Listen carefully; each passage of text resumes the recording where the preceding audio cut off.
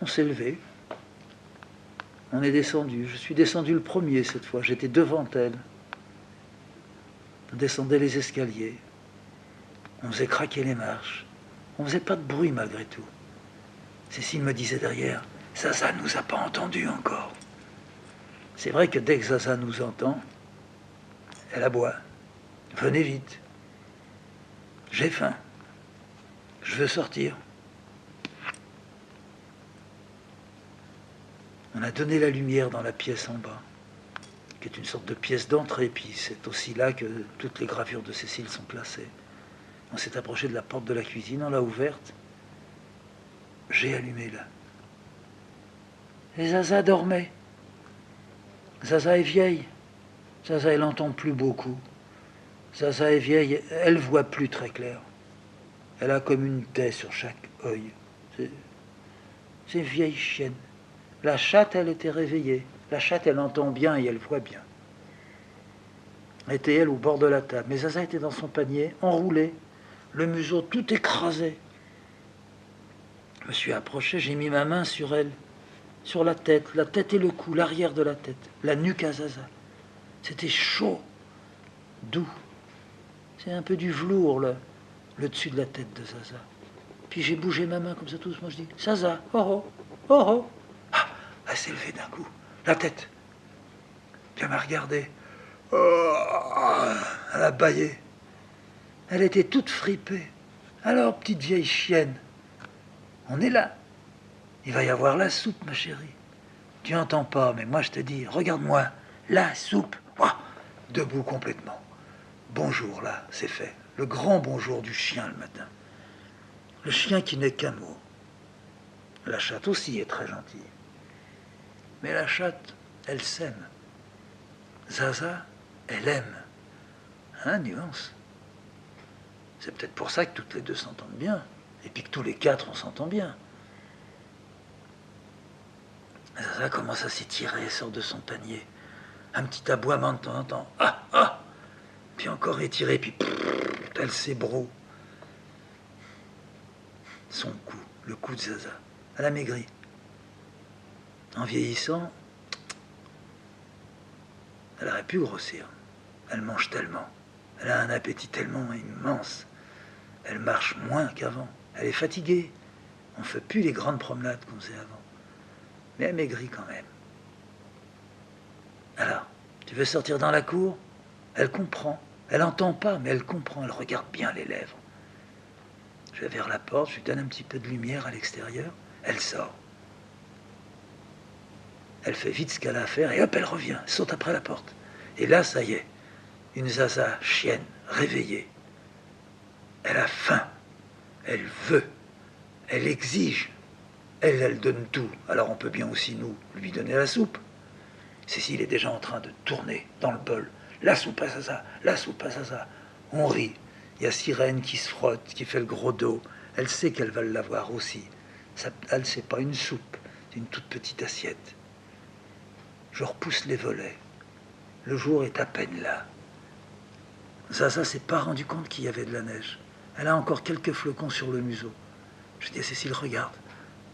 Elle est sortie, encore endormie. C'est tout à l'heure qu'elle va découvrir ça. Elle a mis de l'eau par terre maintenant. Ce qu'elle avait entre les pattes s'est déposé. C'est Sirène qui s'en aperçoit. Elle vient sentir les pattes de Zaza. C'est pas comme d'habitude. Hop, Sirène, elle saute près de la cuisinière. Maintenant, le bol de Zaza, il est par terre et Zaza, elle bouffe. Elle bouffe et avec son museau, elle pousse le bol. Et le bol, il va faire tout le tour de la cuisine.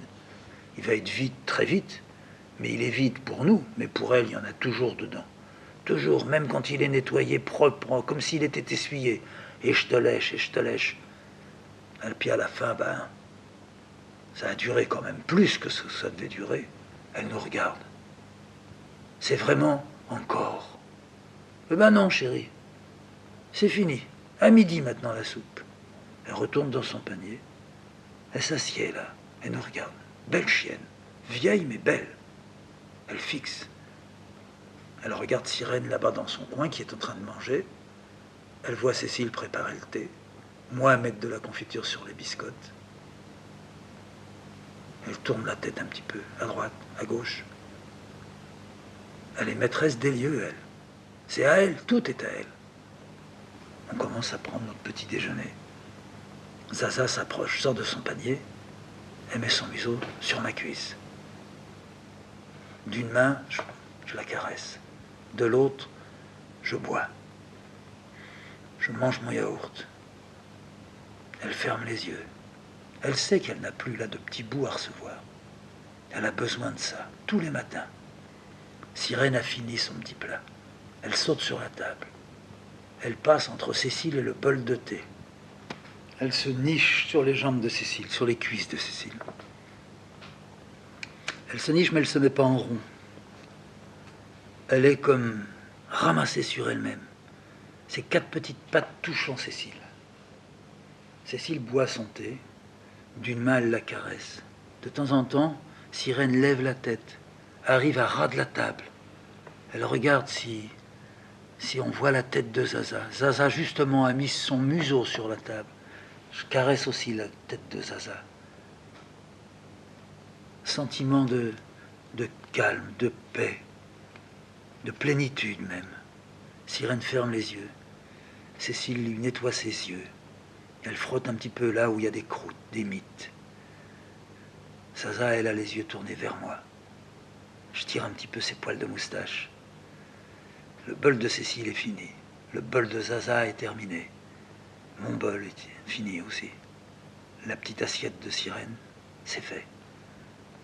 Le premier matin vient de se terminer. Le chaud des boissons, le plein des aliments. La journée est prête à commencer. Dehors, il y a la neige. La terre est pleine. La terre de la Châtre est recouverte de neige. Il y aura des enfants joyeux. Il y a peut-être une femme qui se lève, qui se met à la fenêtre, qui regarde,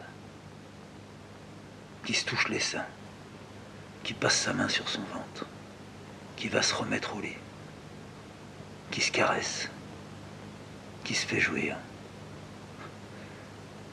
Il m'est arrivé de me demander si c'était arrivé ça. Si une femme de la Château se branlait, ça m'étonnerait. Je prends les bols. Cécile reste assise avec sa petite chatte. Je fais la vaisselle. Je vide la caisse de la chatte. J'essuie la vaisselle. Je range la vaisselle. Cécile me dit, je reste encore 1 seconde. Est-ce qu'il y a de l'eau chaude dans la bouilloire? Oui, un peu. Remets-la un peu à chauffer. Refais-moi juste une petite larme de thé. Je refais un peu de thé. Je fais couler dans le bol. Cécile commence à le boire tout doucement, sans sucre. Elle se retourne vers moi. Elle m'a dit, tu peux pas savoir comme le matin pour moi. C'est bon ça. Je lui demande. Et une fois que le matin est passé, ça se dissipe.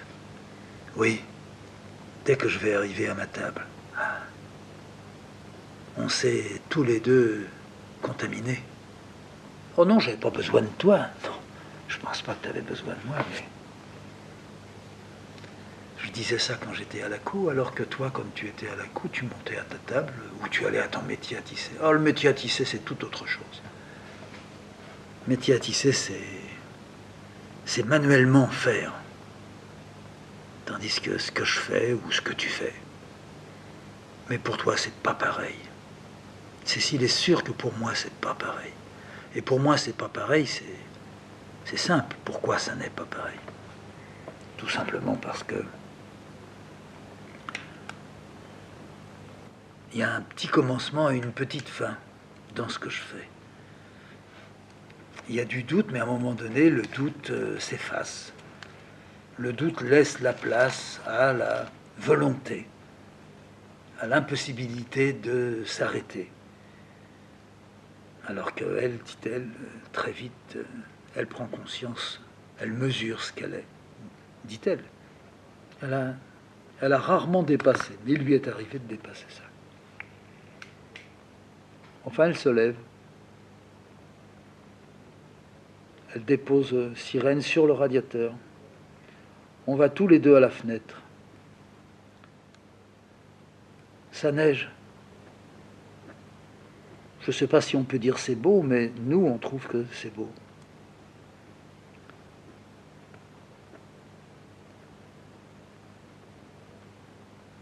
Les arbres sont un peu ployés. Les branches du hou, c'est un hou un peu géant qu'on a dans la cour. Il arrive au premier étage comme hauteur.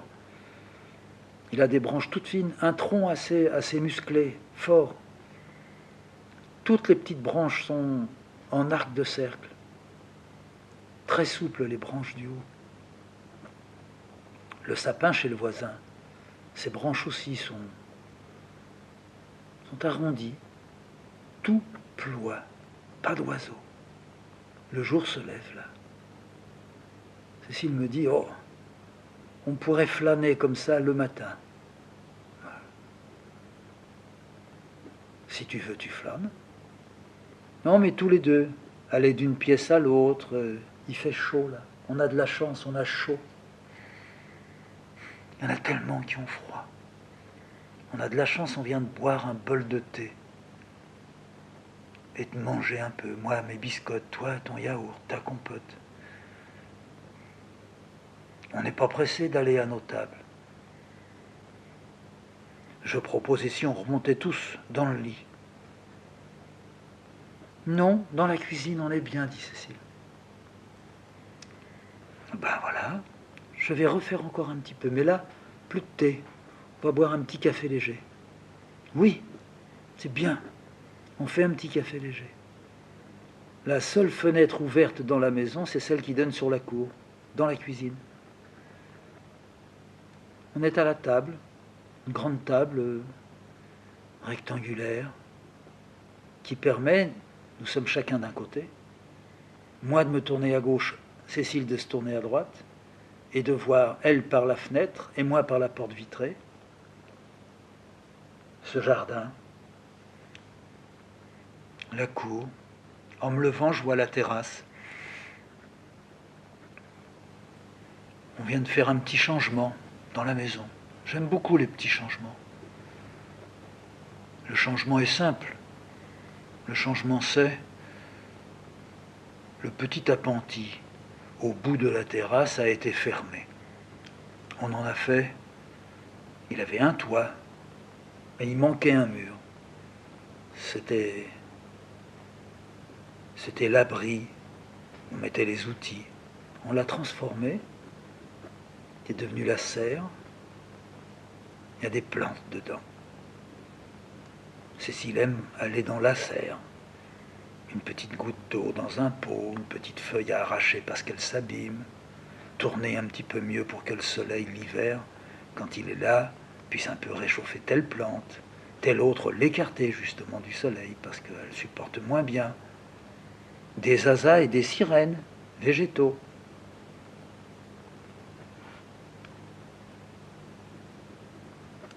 La châtre est vraiment très très très silencieuse.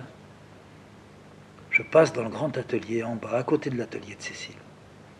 Celui qui a une grande porte vitrée qui donne sur la rue. Et une très très grande et haute fenêtre. J'ouvre. Je pousse les persiennes. 2 gros volets. Je vois le mur d'en face. Je vois la rue. Elle est blanche, mais les voitures ont déjà creusé dans la neige un petit sillon.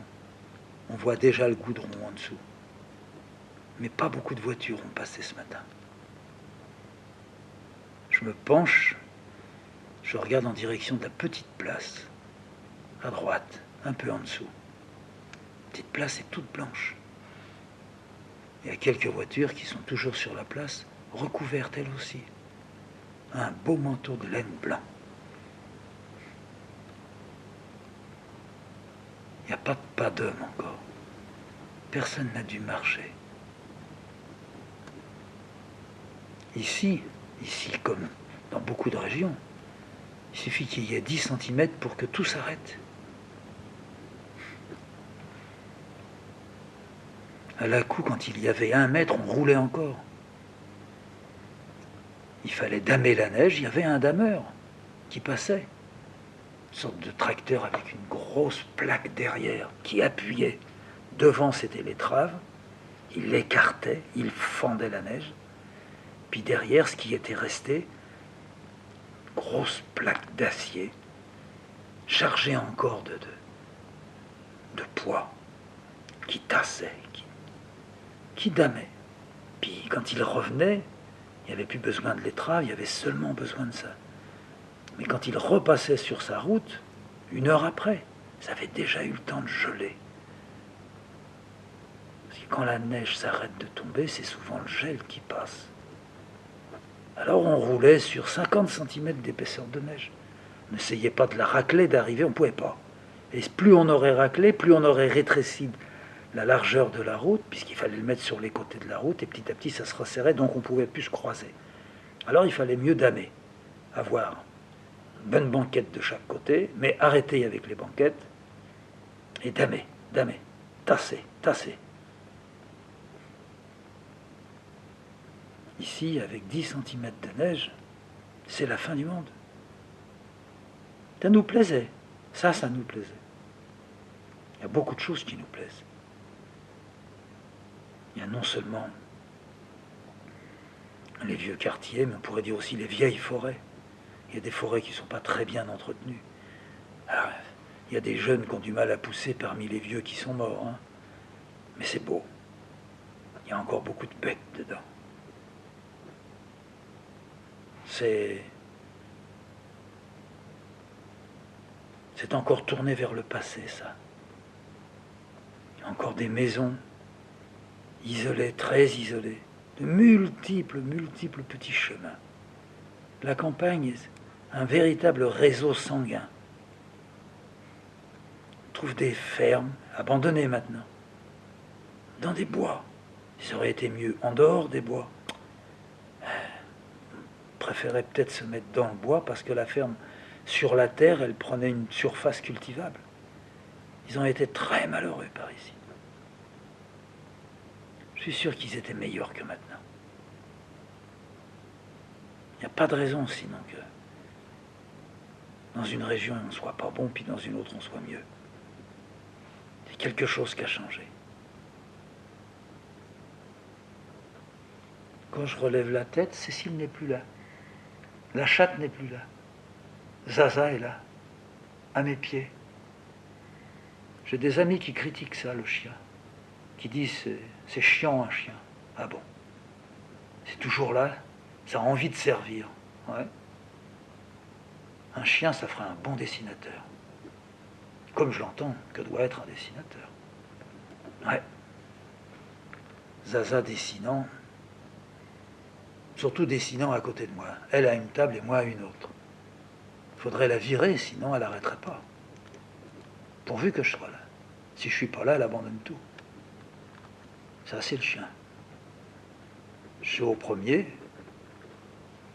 Là où il y a mon atelier, la chambre et le cabinet de toilette, j'entends Cécile qui est dans le sien. On en a 2. Une petite salle de bain pour elle et puis un tout petit cabinet chiotte pour moi. J'ai Zaza sur les talons. Quand elle est au premier, elle sait que là, je ne vais pas tout de suite travailler. Je vais me déshabiller. Alors elle assiste au déshabillage. Elle aime beaucoup ça. Elle va sentir mes chaussettes, mes chaussures, mon maillot, ma chemise. Elle aime que je lui abandonne le tricot. Par terre, je le mets. Et vite, elle vient dessus. Elle tourne dessus, elle piétine le tricot, puis tout à coup, elle se laisse tomber. Et puis elle grogne. C'est l'odeur de... C'est l'odeur de l'autre, de l'homme. De l'homme qu'elle aime. Hein. Moi aussi, j'aime bien la sentir. J'aime bien sentir vers le ventre, en dessous les pattes. J'appelle ça en dessous les ailes. J'aime beaucoup mettre mon nez là-dedans. Et puis faire chaud, comme quand on était gosse, on appelait ça ventouse. Comme ça. Finit par brûler un peu. Ça chauffe beaucoup, disons, ça brûle pas. Elle aime aussi que je fasse ça. Puis tout à coup, elle en a assez. Alors elle se recule. Alors moi, je me suis déshabillé. J'ai un peu abandonné mes fringues, qui fait qu'elle est complètement folle. Elle les mâchouille, elle les tire, elle les écrase. Et je vais dans mon cabinet de toilette. Au bout de quelques minutes, comme elle entend Ça, c'est quand elle n'était pas sourde. Hein. Quand elle entend le robinet qui coule, là, ça doit lui rappeler. En tous les cas, je suis d'abord tout nu. Et puis, c'est la petite cérémonie. Pas systématiquement tous les jours, mais tous les 2-3 jours.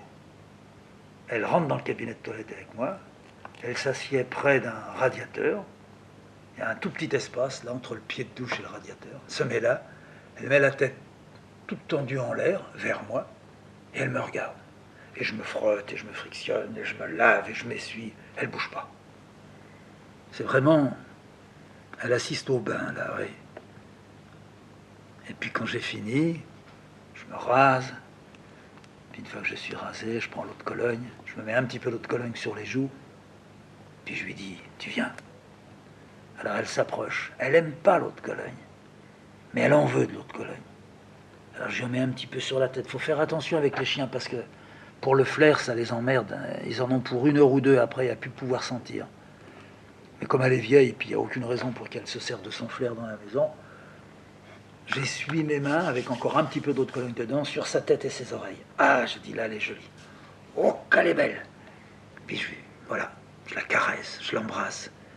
J'ouvre la porte. Alors, elle caracole dans la maison, dans le couloir du premier étage. Elle saute sur le petit divan de mon atelier. Elle fait le bordel. Elle ramasse son corps, elle le détend comme un de caoutchouc. Elle a plus 14 ans, là. Hein. Elle retrouve sa jeunesse. Cécile sort de la salle de bain et Cécile, toujours le même mot. Du calme, du calme, du calme, du calme. Zaza la regarde. Elle connaît aussi du calme, elle sait ce que ça veut dire. Oui, je t'ai dit du calme. Arrête, fofolle. Allez, elle repart. Elle rentre dans la chambre. Et puis là, on retrouve les tapis sans dessus-dessous, le lit un petit peu abîmé. Alors, on se fait un petit coup d'engueulade comme ça, mais pour rire, mais un petit peu quand même. Qu'est-ce que tu as fait là? Ah ben nom de Dieu. Alors, nom de Dieu, ça, elle est embêtée, quoi. Elle s'en va dans un coin, elle fait comme si elle avait peur. Puis elle nous regarde. Alors, on refait un petit peu. On arrange ce qu'elle a défait. Puis quand c'est fait, on dit, bon, allez, c'est fini. Ah, alors elle est contente, c'est fini. C'est la paix. Mais tout était qu'un jeu. Là, c'est très bien qu'il n'y a rien. Zaza, elle a confiance. Si je m'approche avec un couteau d'elle, elle n'a pas peur. Jamais elle a peur. Si c'est moi, elle n'a pas peur. Si c'est Cécile, elle n'a pas peur. Ça s'arrête là. C'est le paradis. Pour elle, elle vit dans le paradis. Sirène aussi, à sa façon, mais plus méfiante. Sirène plus méfiante, ouais. Soigner Sirène, c'est beaucoup moins facile. Soigner Zaza, un véritable plaisir. C'en est émouvant. On lui dit tourne-toi, elle se tourne. Fais voir, je te fais ta piqûre. Je lui fais des piqûres des fois, ça arrive. Elle est malade aussi. Tourne ton cou, donne-moi ton cou. Je lui prends le cou, je le peins, je rentre la seringue. Non. Veto a dit, ça sera douloureux, elle va gueuler, gueule pas. Jamais, jamais cette bête n'a crié quand on l'a soignée. N'a jamais crié. Elle aboie pour montrer sa joie. Elle aboie pour dire qu'on a sonné ou qu'il y a quelqu'un, enfin, quand elle entendait. Mais non. Cette bête a toujours, non pas fait soumission, non. Moi, je sais ce que c'est que de faire soumission. Moi, je fais soumission. Je suis toujours en état de soumission, pas dans les rues de la Chatte, mais je suis en état de soumission dans mes propres rues à moi. Ouais. Tandis que Zaza, elle fait comme si. Elle n'ignore pas. Elle n'ignore pas qu'elle doit se coucher par terre et puis baisser la tête un peu. Elle a fait une bêtise. Alors, j'ai fait une bêtise. Mais dès qu'on a fini de gueuler, de lui dire, oh, vilaine, salope, qu'est-ce que t'as fait? Elle baisse la tête. Oh oui, qu'est-ce que j'ai fait? Oh là là là là. Puis d'un seul coup, on va pas faire ça toute la journée. Alors on se redresse, puis on dit, bon allez, c'est fini. Ah, c'est la joie. Donc ça n'a pas du tout porté. Elle refera la même connerie. C'est ça la confiance.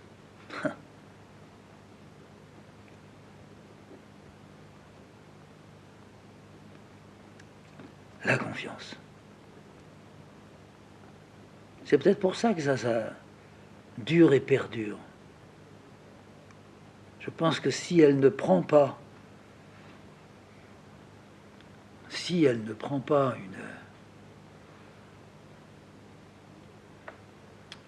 disons une vilainie comme maladie, elle en a, elle est porteuse.